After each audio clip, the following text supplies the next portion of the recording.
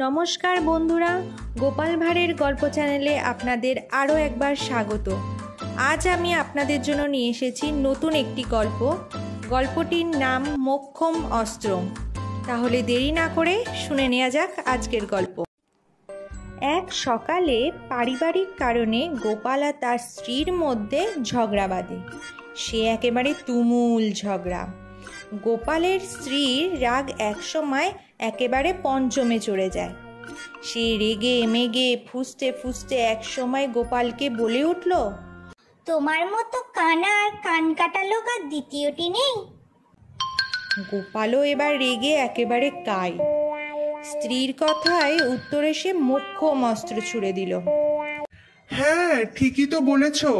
আমি যদি কান কাটা নাই হব, তবে তোমার বাপের অশিষ্ট আচরণ গায়ে না মেখে ঘটকের খপ্পরে পড়ে তোমার মতো এক নারী রত্নকে আপ্যায়ন করে চিরসাথী করে ঘরে নিয়ে আসি। আর যদি কানাই না হব, তবে তোমার মতো এক রূপসী রূপে মজতাম। এবার তো গোপালের মুখের এই জবাব শুনে তার স্ত্রীর মুখে কুলু পেটে দেয়া ছাড়া গতান্তর রইল না।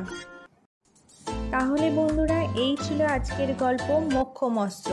গল্পটি যদি ভালো লেগে থাকে লাইক, শেয়ার, কমেন্ট করবেন। চ্যানেলটি সাবস্ক্রাইব করে পাশে থাকা বেল আইকনটি বাজিয়ে দেবেন, যাতে পরবর্তী ভিডিও নোটিফিকেশান আপনাদের কাছে সবার আগে পৌঁছে যায়। ফিরে আসবো নতুন একটি ভিডিও নিয়ে। ধন্যবাদ।